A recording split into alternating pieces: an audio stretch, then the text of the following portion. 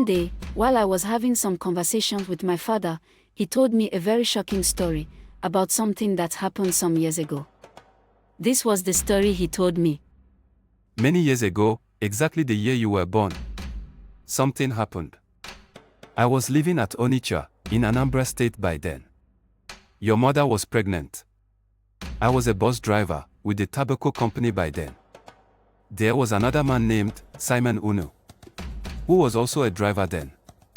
We both came from the same community, in Enugu Ezike. He was also my maternal relative. On that fateful day, I was not working because my bus broke down. And I took the bus to the mechanic. Suddenly, Mr. Simon Unu drove down to where I was. After exchanging pleasantries, he explained that he was going to see someone at the Ogedi Magistrate Court.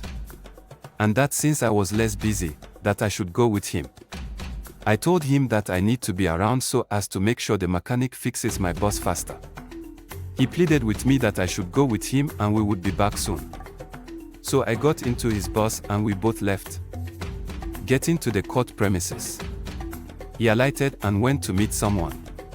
I sat down in the bus waiting for him. After some minutes, he came back with a man. The man asked me to come down. I was confused to why he was ordering me to come down.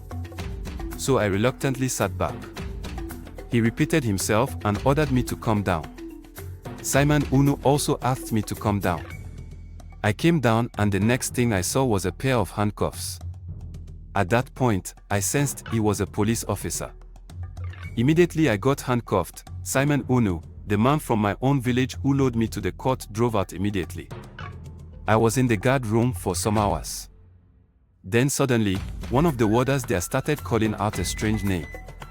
Simon Idoko, Simon Idoko. None of the people in that guard room responded to him.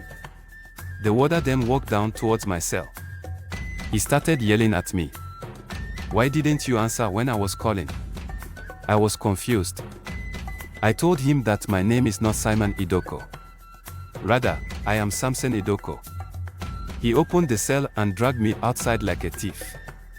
I repeatedly told him that my name is Samson Idoko and not Simon Idoko. He continued dragging me to the courtroom. Everything was happening like a movie to me. When I got into the courtroom, the magistrate proceeded. He called me Mr. Simon Idoko and I interrupted and told him that I am not Mr. Simon Idoko but Samson Idoko. It was right there in the court that I learned that a certain Mr. Simon Idoko, also a driver, killed another bus driver and absconded with his vehicle parts. The police officer who brought me in consistently interrupted me by saying that whether I am Simon or Samson, that all is the same. I repeatedly told the magistrate that my name is Samson Idoko, not Simon Idoko. The magistrate spoke that the name Simon cannot be Samson and ordered that the issue of name be sorted out before the court proceeds. I was taken back to the guard room. Some of my brothers came to see me while I was there.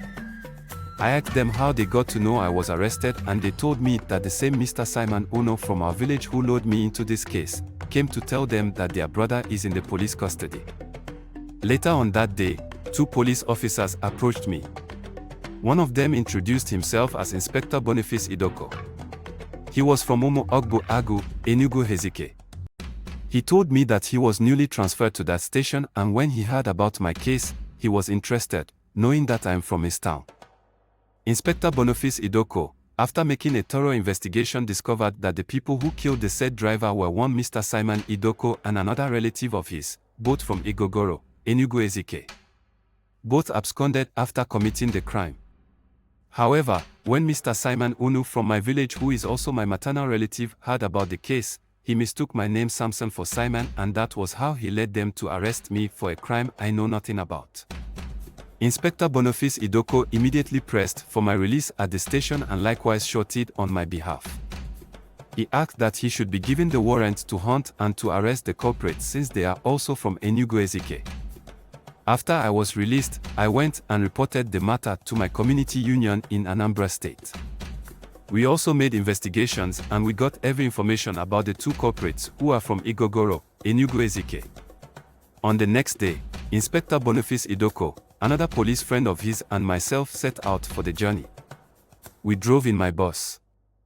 We got to Enugu Ezike that evening and we had a stopover at our village. I informed my father about all that have happened. Then, later on, we set out for Igogoro. When we got there, we found Mr. Simon Idoko and he was arrested. The second suspect was nowhere to be found, so his father was arrested. And we all went back to Agidi Police Station, Anambra. Getting back to Onitsha, I learned that my wife, your mother, who was heavily pregnant, had given birth while I was still in detention, and that was your birth. I learned later that the other suspect at large later surfaced when he heard that his father was in the police custody. And thereafter, his father was released. The two suspects were charged, found guilty, and remanded in prison. This was how I escaped being imprisoned for a crime I knew nothing about.